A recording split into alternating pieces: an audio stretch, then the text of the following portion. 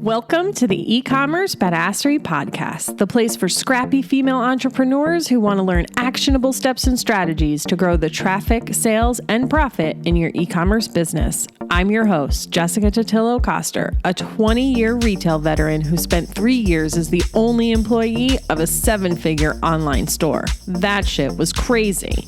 I know exactly how it feels to do all the things, and I'm sharing everything I learned the hard way so you don't have to.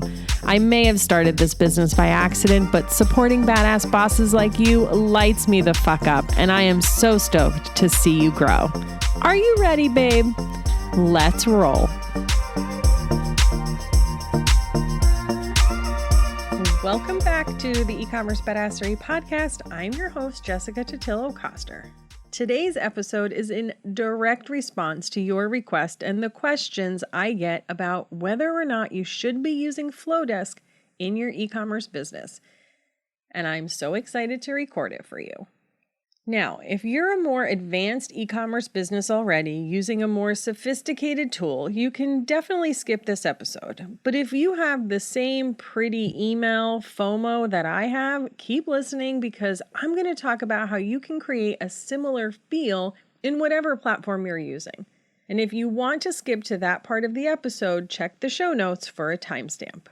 I've had this episode on my to-record list for a while, but Flodesk recently announced that they're coming out of beta, which means their current price of $38 a month or $19 with an affiliate link, no matter the number of subscribers you have, by the way, is going away. So I knew this episode had to become a priority. Now, let's say you get to the end of this episode and you think, yes, I still want to use Flodesk, or you think, shit, I just want to lock in the price so as it grows, I can make the switch later, which, spoiler alert, I might do. You can lock in that rate with my referral link, ecommercebadassery.com/Flodesk, and I'll have a link in the show notes. And yes, you can still lock in the rate with a code they offer directly on their website, but I'd so appreciate it if you'd use my link to help support the eCommerce Badassery podcast. Now, before we get into everything, let me preface this by saying, if you're newer to e-commerce or email marketing in general, the best email platform is the one that you will consistently send emails from. So if you're struggling to stay consistent or are overwhelmed at the idea of using something other than Flodesk and think you won't send emails, then by all means, go with it for now and you can upgrade and graduate later.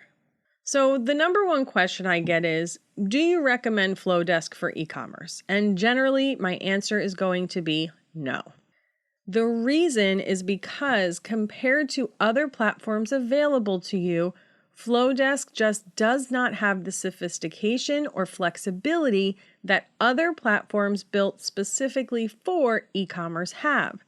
Not only have they not built the features in at this point, but the integration they have with Shopify does little more than bring over your customers as subscribers. So it doesn't have visibility into anything else in your shop or your customers' behavior on the site. So I'm going to talk about some things that other platforms have that Flodesk does not. And for simplicity's sake, I'm just going to talk about Klaviyo as the comparison. But in the case of most e-commerce focused email platforms, these discrepancies will be the same or similar. First up is a built-in product catalog. When you use a tool like Klaviyo, the integration between Shopify and Klaviyo brings the entire product catalog over so that you can easily feature those products in your email. Klaviyo even has their own product recommendation engine that will show customers products they are most likely to purchase based on all the data Klaviyo has about them, which includes everything they've ever purchased from your store and the products that they viewed on your website. Next up is automatic abandon checkout emails. You can't send these on Flodesk without Zapier. Because the integration between Shopify and Flodesk doesn't pull in your customers' behavior, they can't see when someone abandons the checkout process. Sure, you can send an email from Shopify itself, but you only get one email. And customizing the content in that email is a pain in the ass. Because of this integration limitation, that also means you can't run a browse abandonment email, which my clients will tell you is a pretty good moneymaker. Another limitation of Flodesk is the amount of first-party data you can collect on your customers. They did just recently add the ability for you to collect custom fields on your sign-up forms for your subscribers, but you're limited to 6 fields and can only collect text data. Klaviyo, on the other hand, lets you have unlimited custom properties, and the data can be formatted as text, a date, a list, true, false, or a number. When it comes to collecting first-party data on your customers and using it in your email marketing on Klaviyo, you're truly only limited by your imagination. Once you collect these properties, you can use them for segmentation, to split your flows and send them different emails. You can show them different content in the same email with dynamic blocks, and you can even display the value of those properties inside your emails. For instance, you can collect someone's birthday and then trigger an automated email based on that date that automatically sends each year. You can integrate your loyalty and rewards program with Klaviyo and store their current rewards points that you then dynamically display in your emails to them. If you sell beauty or skincare products, you can collect data about their skin struggles, their skin tone, or even their hair color if you want to recommend products that would work specifically for them. Also, thanks to the deep integration with Shopify and the dynamic content feature of Klaviyo, in your post-purchase emails, you can show the user different email content based on what they purchased in that exact event.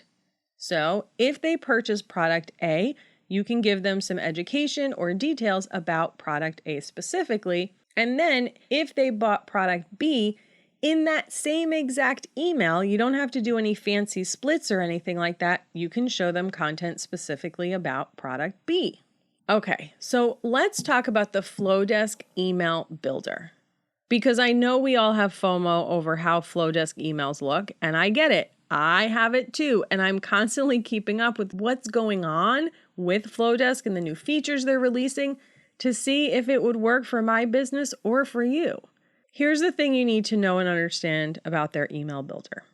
The reason they are able to send such pretty emails is that after you create those pretty layouts and use all those custom fonts, when the email gets sent, those sections get converted into an image. Email clients like Gmail, Hotmail, Yahoo can't read all of those custom fonts. I mean, the Gmail app can't even read Google fonts that get imported into an email, and they're their own fonts. The Apple Mail app is better at reading custom fonts, but still, it's just not reliable across email clients. So Flodesk turns those sections into images. In fact, anything other than a text block becomes an image block. Now, traditional email best practices say to limit the number of photos you have in your emails, and Flodesk says that's old school thinking and no longer the case in their research. I can't say what's true one way or another, but the one thing that is true is that if an image breaks or a user doesn't have their images turned on and you have an email full of photos, they're not going to see anything. And actually, the other day, someone posted in their Facebook group about how their emails were coming up blank. It was even missing the option to show all images, and they didn't understand what was going on. There were also a lot of people complaining about their emails going to spam. Now, landing in spam is likely due to shitty sending practices on their part, not limited to image-heavy emails on their own, but it's still something to be aware of. And when I say shitty sending practices, it's on the actual business that's using Flodesk, not Flodesk itself. Spam is rarely related to the platform itself and more related to how you are sending emails and who you're sending them to, etc. So now the real question you want answered is, how can I make my emails as pretty as Flodesk emails on another platform?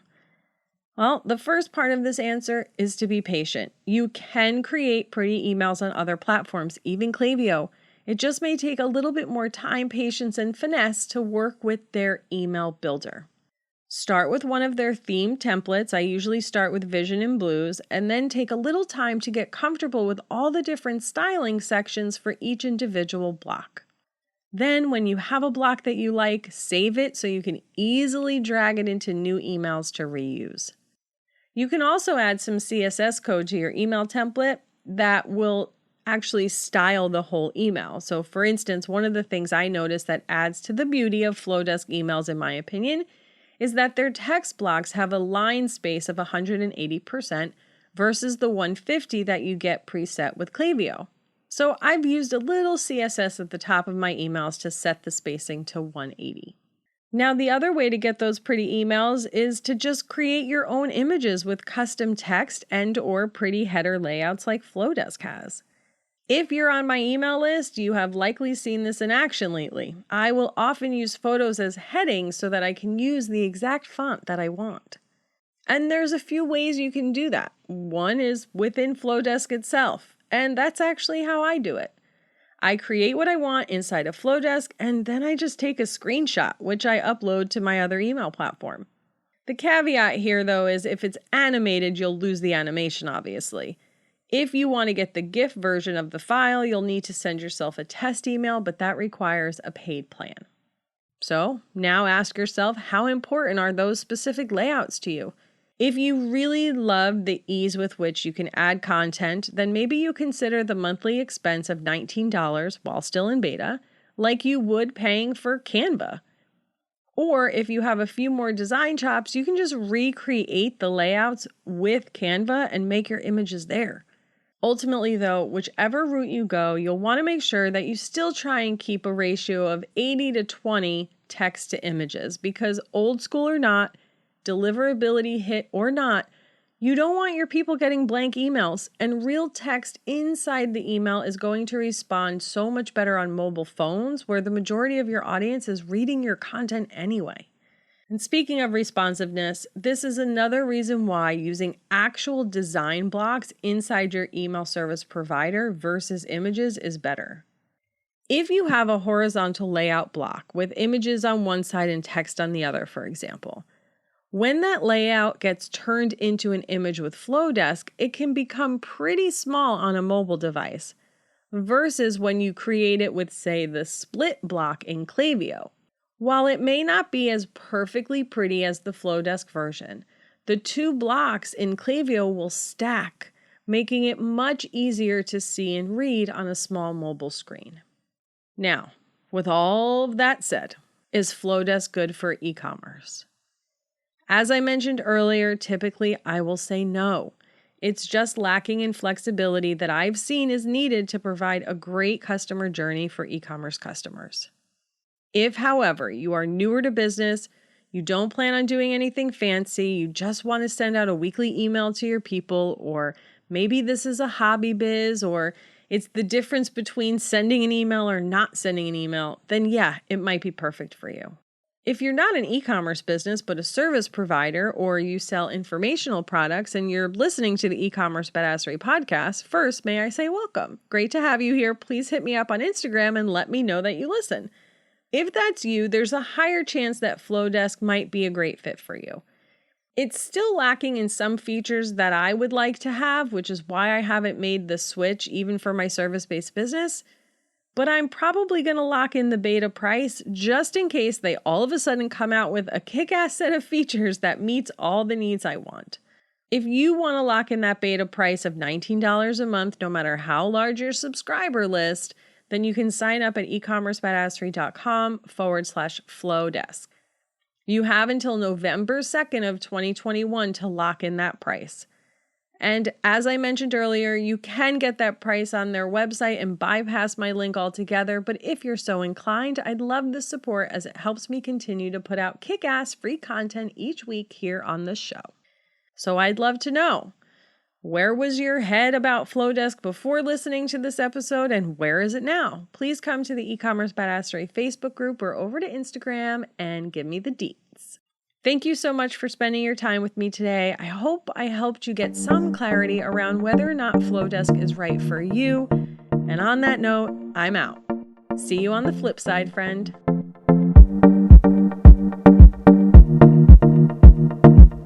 Thank you so much for listening to today's episode. If you like what you heard, I'd be so grateful if you'd leave a review on Apple Podcasts, and don't forget to subscribe so you never miss an episode. And if you're looking to surround yourself with more product entrepreneurs who totally get your life right now, get your booty on over to the eCommerce Badassery Facebook group. Can't wait to see you there. Until next time, e-commerce friends, stay badass.